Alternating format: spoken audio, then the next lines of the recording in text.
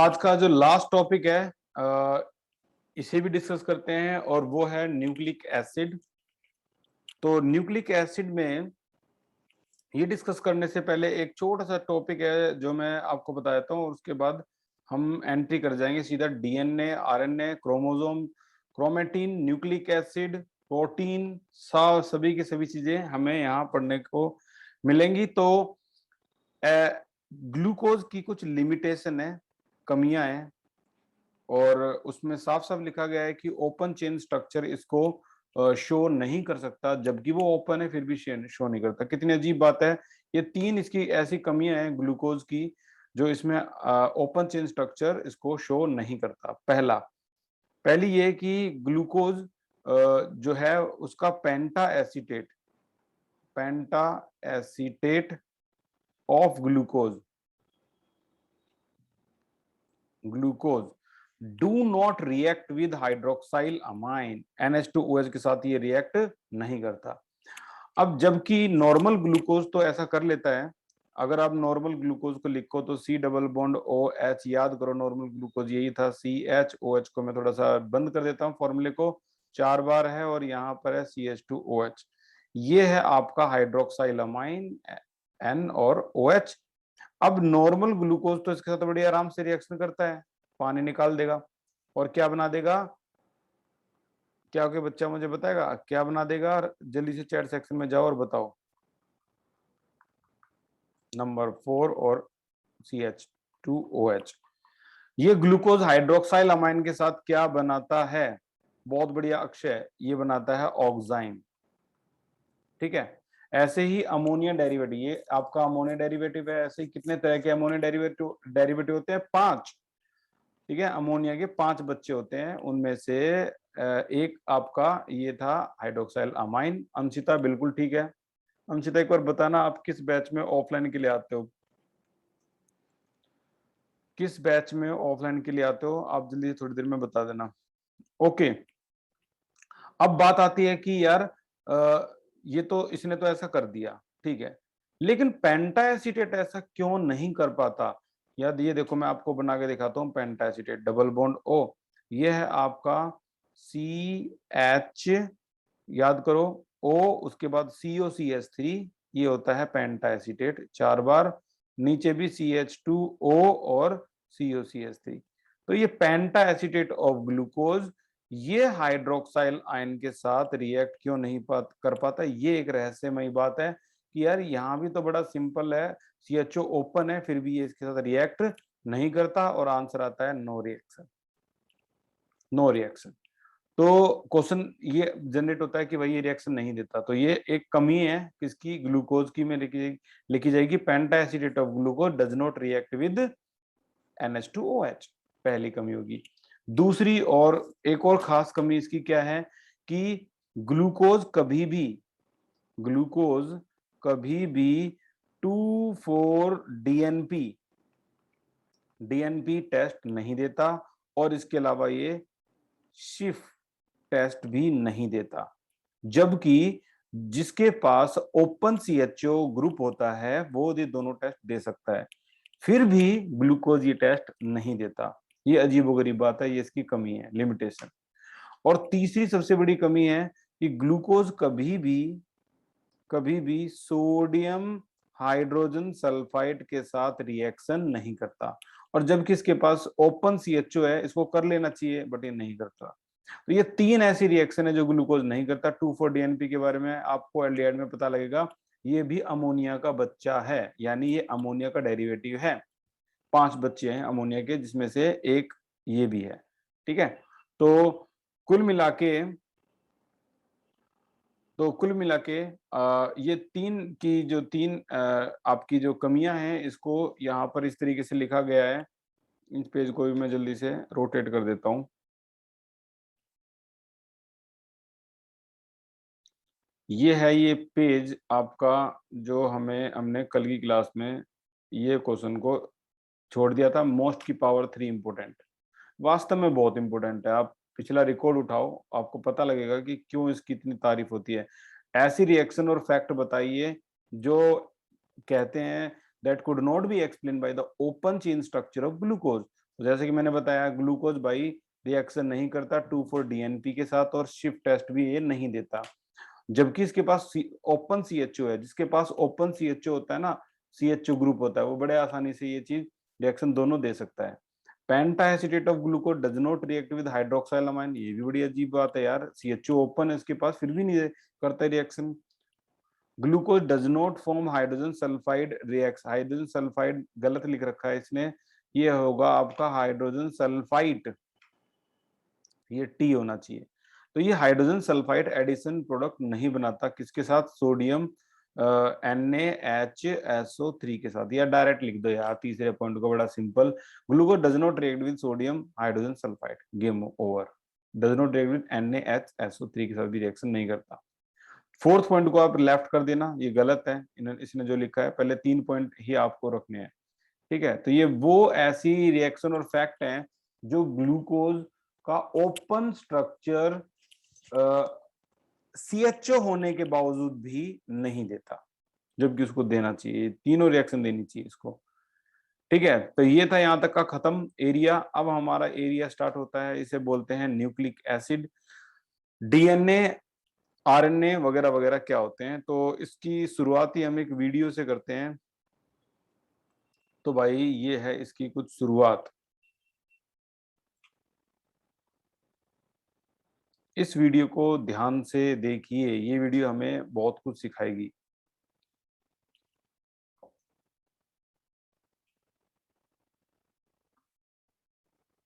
इस वीडियो के अंदर, इसको मैं थोड़ा सा बड़ा कर देता हूँ वीडियो को, इस वीडियो के अंदर सेल के बारे में कुछ जानकारियां हैं और इस जानकारी से हम बहुत कुछ कर देंगे, एनिमल और प्लांट। इस एनिमल के अंदर कुछ ये चल रहा होता है, ये कोई कीड़े नहीं है भाई, ये एक एनिमल सेल है और इस एनिमल सेल में रेड कलर के माइटोकॉन्ड्रिया, पर्पल कलर का आपको दिखेगा, ये ऊपर की मेम्ब्रेन है, सेल मेम्ब्रेन बोलेंगे इसको, और इसमें ये रेड कलर के माइटोकॉन्ड्रिया जिसे power house of the cell बोलते हैं, और इसके अंदर ये न्यूक्लियस है, न्यूक्लियस के अंदर ऐसे रस्सियों की तरह थ्रेड लाइक स्ट्रक्चर होता है जिसे हम DNA बोलते हैं, इसे यूकैरियोटिक सेल बोलते हैं, ठीक है। प्रोकैरियोटिक सेल, मैं सभी को स्क्रीन अच्छी तरह से दिखाई दे रही है या नहीं दे रही, जल्दी से बता दो, फिर मैं कहानी को स्टार्ट करता हूँ। शिवम, हो सकता है आपके इंटरनेट में प्रॉब्लम हो, यहाँ तो स्क्रीन बिल्कुल ठीक चल रही है, बाकी बच्चे तो बोल रहे हैं ओके रिपोर्ट। चलो तो अभी हम चलते हैं इसमें आगे। तो जो प्लांट और एनिमल होते हैं ना, उसके अंदर होता है ये यूकैरियोटिक सेल, और जो बैक्टीरिया वगैरह होते हैं उनके अंदर होता है प्रोकैरियोटिक सेल, ठीक है।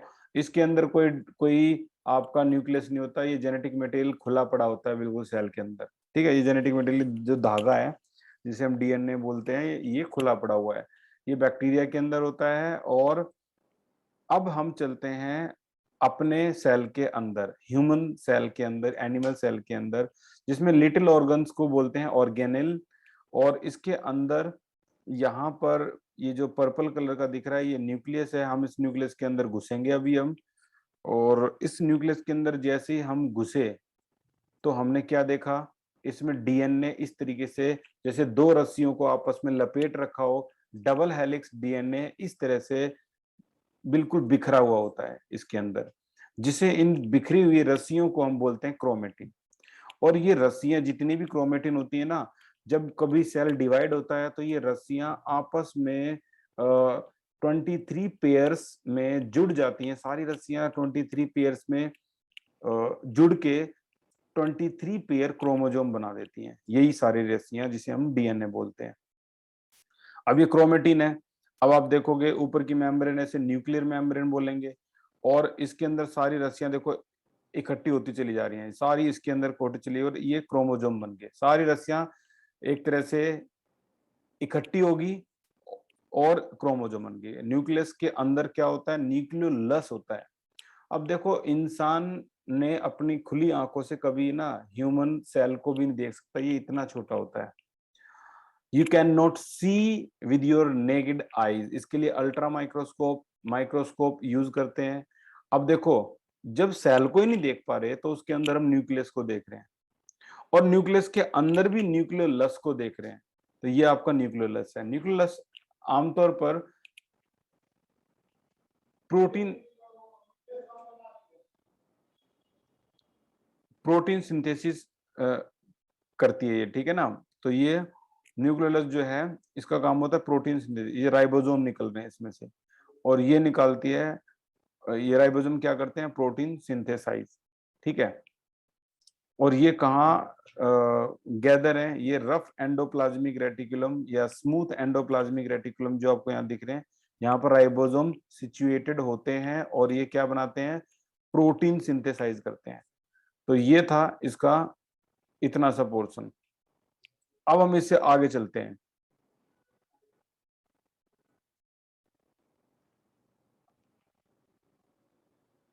अब इसमें ये न्यूक्लिक एसिड है, और न्यूक्लिक एसिड के अंदर अब ये जो क्रोमोसोम वगैरह हैं ये सारे आपको समझ में आएंगे। ये ऐसे ऐसे कितने पेयर होते हैं, 23 पेयर होते हैं। और इसको अगर मैं पूरा इलेबोरेट करूं तो इस तरीके से हम इसको देख पाएंगे।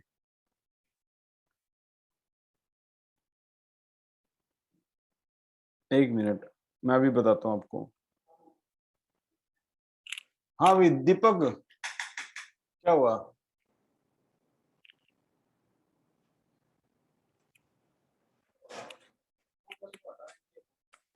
कौन? अरे वो चादर उठा लेगी यहाँ से, 2 चादर ऊपर से पड़ी, वो उठा लेगी। बताओ। किसकी? भाई की। अच्छा। हाँ। और तनु तो ऊपर तक कुछ भी चीज पड़ जाए मुंह उठा ले जाए तो गलत बात है। हाँ चलो कोई नहीं, बता देंगे हम इसको। और कैमरा माली बताओ। अच्छा हाँ। 10 वाले कैमरे माली उठा कर गुड़ी मुड़ी करे क्या। चलो देख लेंगे, बता दूंगा मैं उसको, बोल देंगे क्या होगा। ना वो तो हम कर ले, करेंगे उसको, वो तो पकड़ेंगे हाँ, कल। और वो भाई तो। तुम्हारे कैमरे में आ रहे तो अब इसको इसके बारे में बोलो। सही बात है। हाँ। अब पहले वो तुम्हारा सामान पड़ा है, कुछ भी पड़ा हम्म। नहीं तो कुछ भी उठा के चलती बने। ये होता है। हम्म। ठीक है, बोल बोल दियो, कल वो आया ना उसको बोल दियो, ऊपर भी काम करती है ना ये। किसके? ऊपर भी काम करती है ना कि कहीं? नहीं। नहीं करती? तुम्हारे तुम्हारे। कोई नहीं, बोल दियो, कल आएगी। हाँ। तो मैंने ऐसा है, पोंछा वाली चीज है ना, सफाई वाली, मैं गल्ला गल्ला दे दूंगा। मैं काले भाई से एक बार बात कर लूंगा, फिर हटा देंगे। ठीक है।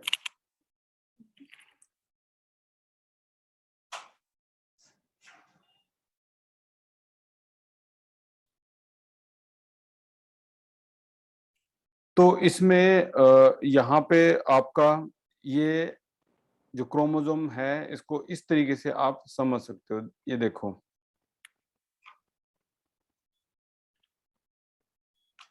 इस क्रोमोसोम के अंदर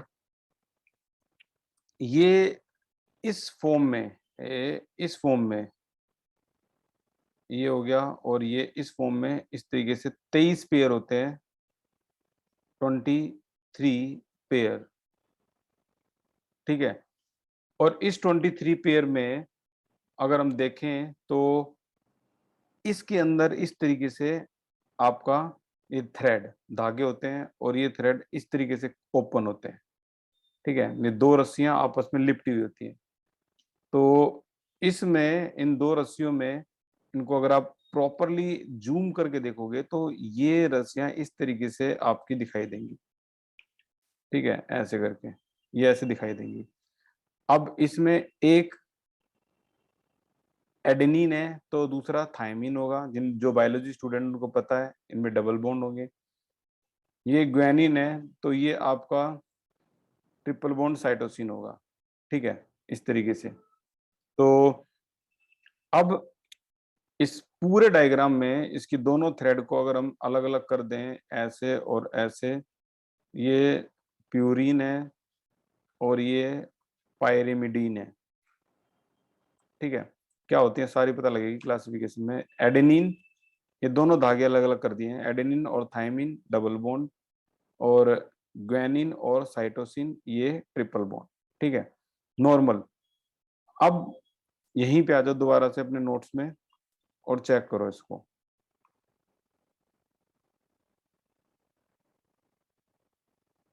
ये है आपका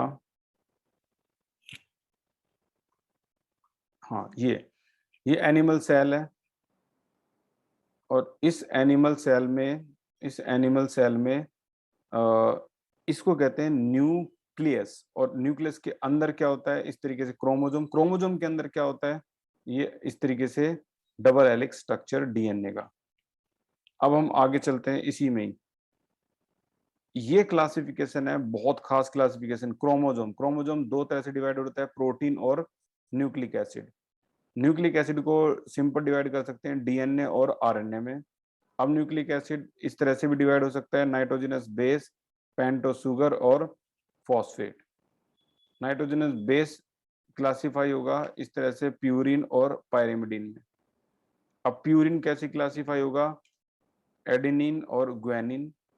और पायरिमिडिन कैसे क्लासिफाई होगा, इसको क्लासिफाई करने के लिए साइटोसिन, थायमिन और यूरेसिल। ठीक है, तो ये डीएनए है और ये आरएनए है। प्यूरिन में एडेनिन, ये जो डबल हेलिक्स स्ट्रक्चर है इसका, इस तरीके से डबल हेलिक्स स्ट्रक्चर, ये प्यूरिन है और ये पायरिमिडिन है। अब इस डबल हेलिक्स स्ट्रक्चर में को अगर थ्रेड अब आप ओपन करोगे तो इस तरीके से थ्रेड ओपन हो जाएंगे। एक को बोलते हैं हम न्यूक्लियोटाइड और एक को बोलते हैं इसमें न्यूक्लियोटाइड। एक मिनट, मैं इसको अच्छी तरह से यहाँ पर एक्सप्लेन करूंगा, तो ध्यान से सुनना। और इसके ये जो पूरी की पूरी जो क्लासिफिकेशन है इसको जरूर अच्छी तरह से कर लेना। याद करने का जो तरीका है वो ये है इसका, BSP, Bahujan Samaj party. B का मतलब है नाइट्रोजनस बेस, एस का मतलब है पेंटोस शुगर, पी का मतलब है फॉस्फेट। ठीक है, तो ये नाइट्रोजनस बेस है, शुगर है और ये फॉस्फेट है। एक मिनट, एक कॉल है। दीपक, इसको गेट को खोल दे, और ना वो बाहर से वो फर्राटा है वो चला दे, एग्जॉस्ट। मेरी स्मेल करके चला गया है, जानवर है बिल्कुल।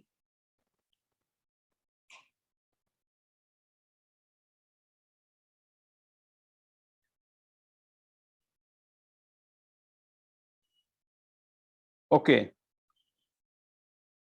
अब इस पूरे डायग्राम को अच्छी तरह से समझना जो अभी मैं बताऊं वो।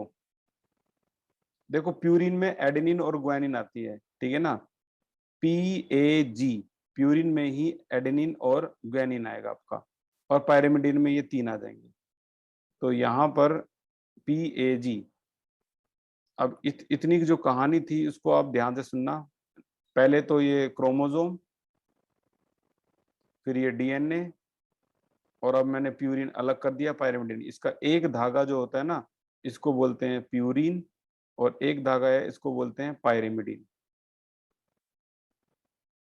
अब इस एक जो थ्रेड को अलग कर दिया, पायरिमिडिन को अलग कर दिया। इसके अंदर भी अगर हम जूम करें तो जूम करना बहुत जरूरी है। देखो, ये वाला जो ऊपर का हिस्सा है ये है प्यूरिन, प्यूरिन, और ये है इसका पायरिमिडिन,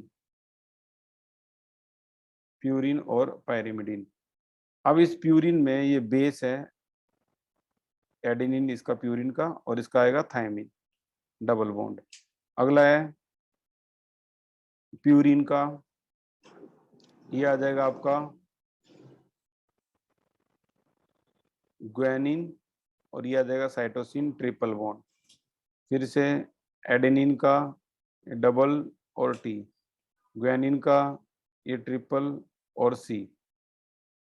अब इसमें से बीएसपी, एडेनिन और ग्वानिन, ये क्या थे, दोबारा जाओ क्लासिफिकेशन में।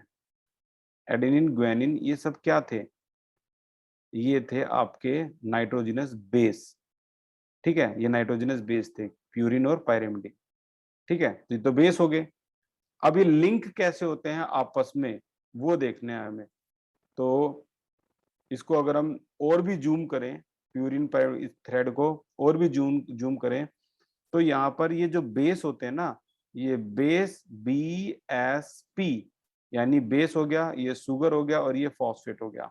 ऐसे base sugar phosphate, base sugar phosphate, base sugar phosphate, base sugar phosphate, ऐसे base sugar phosphate, base sugar phosphate, base sugar phosphate, ये हो गया। अब इसमें बेस शुगर फॉस्फेट में ये आपका जो पोर्शन है इसको ऐसे लिंक करेंगे हम। ये बेस है, ये शुगर है, ये फॉस्फेट है, ये बेस है, ये शुगर है, ये फॉस्फेट है। तो यहाँ पर हमेशा ये जो चेन है ना आपकी लेफ्ट में जो चेन दिखाई दे रही है लेफ्ट में, ये चेन जब लिंक होगी जुड़ेगी तभी तो ये प्यूरिन बनेंगे ना। पूरी एक धागा कैसे बनता है, ये धागा किससे जुड़ा हुआ है? क्या वो ए और जी से जुड़ा हुआ है? नहीं। क्या वो एस से जुड़ा हुआ है? नहीं। क्या वो पीपी से जुड़ा हुआ है? नहीं। ये क्रॉस करके ऐसे जुड़ा होता है हमेशा।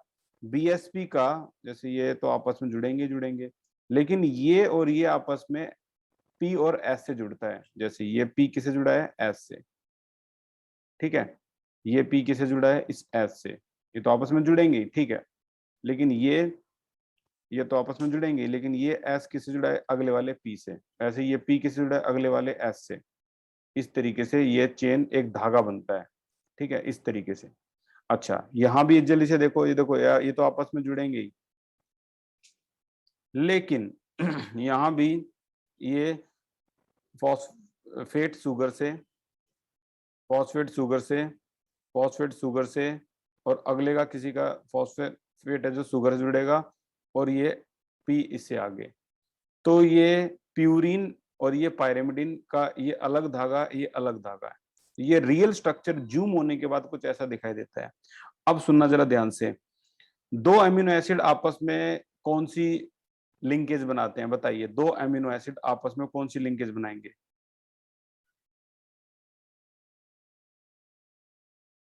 पेप्टाइड लिंकेज बनाएंगे। दो मोनोसैकेराइड आपस में कौन सी लिंकेज बनाएंगे? दो मोनोसैकेराइड ग्लाइकोसिडिक बनाएंगे। दीपांशु, अक्षय, धनंजय, पुनीत। अब बात आती है कि दो बीएसपी आपस में कौन सी लिंकेज बनाएंगे, यानी डीएनए के अंदर एक थ्रेड आपस में कौन सी लिंकेज बनाता है? पी और एस, फॉस्फेट और शुगर आपस में बनाते हैं phospho phospho diester linkage, phospho diester linkage ये बनाते हैं, ठीक है। तो फोस्फो डाइएस्टर लिंकेज फॉर्म होती है इनके बीच में। अब तीसरी और फाइनल लिंकेज है और सबसे इंपॉर्टेंट लिंकेज है, इसको कहेंगे हम फॉस्फोडाइएस्टर लिंकेज। फिर से आते हैं अपने उसी पॉइंट पे।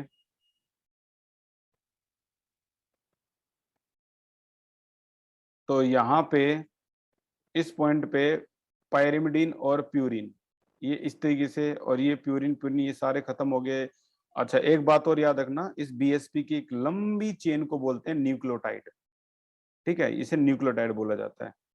अब आती है ये वाली format, right the main structural and functional difference between DNA and RNA. DNA और आरएनए के बीच में डिफरेंस बताना है। तो ये है आपका डीएनए और ये है आपका आरएनए। पहला डिफरेंस जो सबसे आसान डिफरेंस है, इसको डीऑक्सी राइबो न्यूक्लिक एसिड, इसकी फुल फॉर्म होती है डीऑक्सी राइबो न्यूक्लिक एसिड, तो इसको डीऑक्सी राइबोज बोलते हैं। आरएनए में इसको बोलते हैं राइबोज, शुगर इज प्रेजेंट।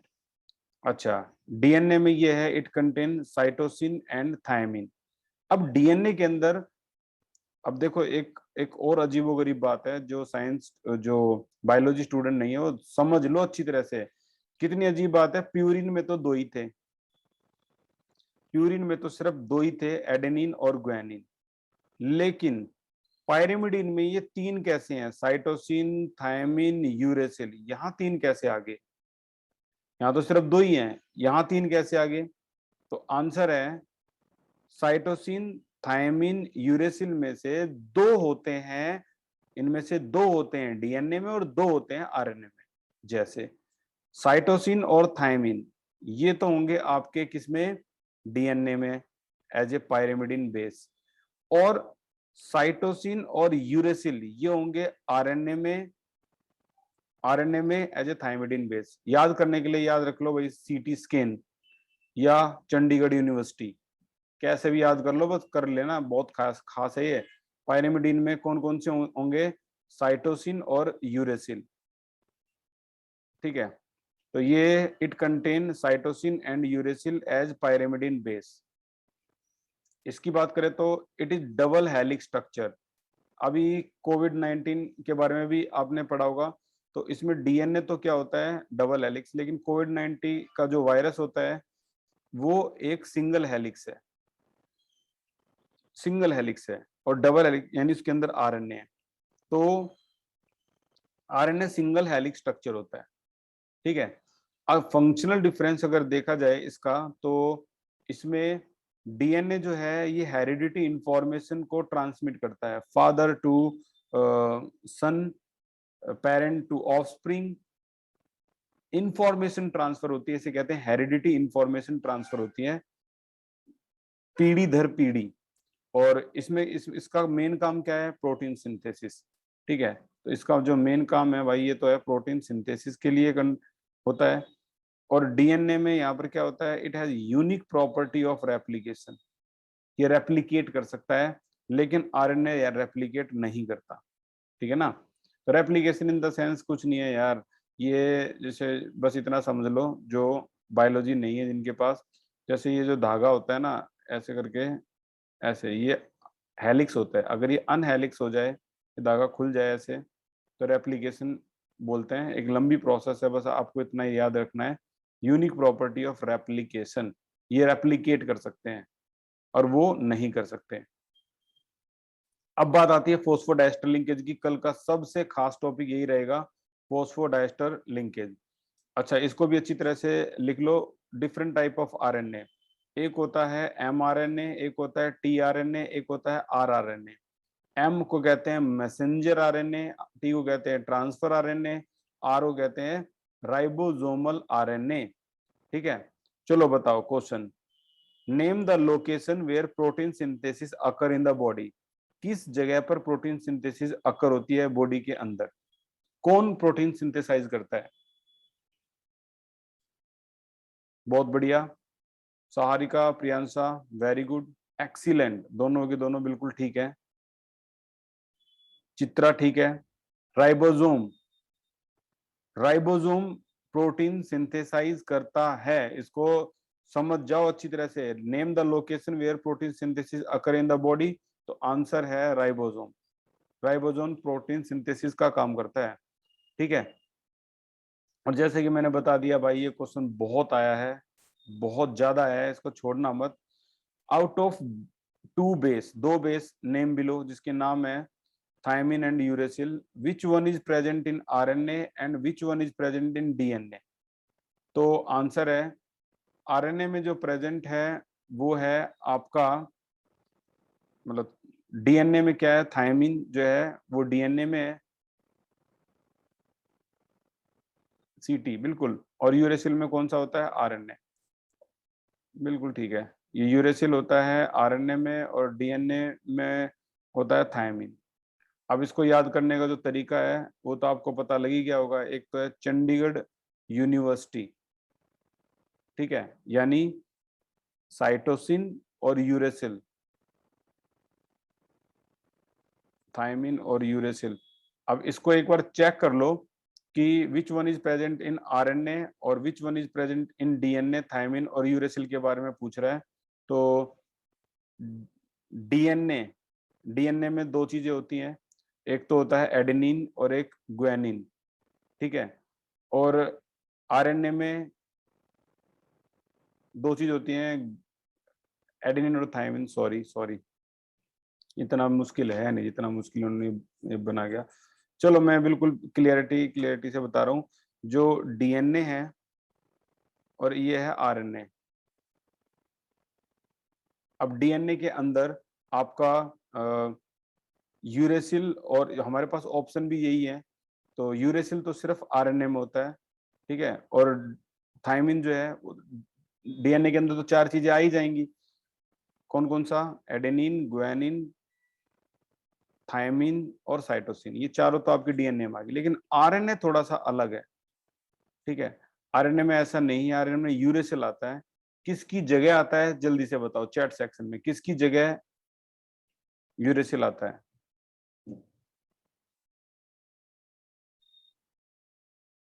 बहुत बढ़िया, थायमिन की जगह यूरेसिल आता है यहाँ आरएनए।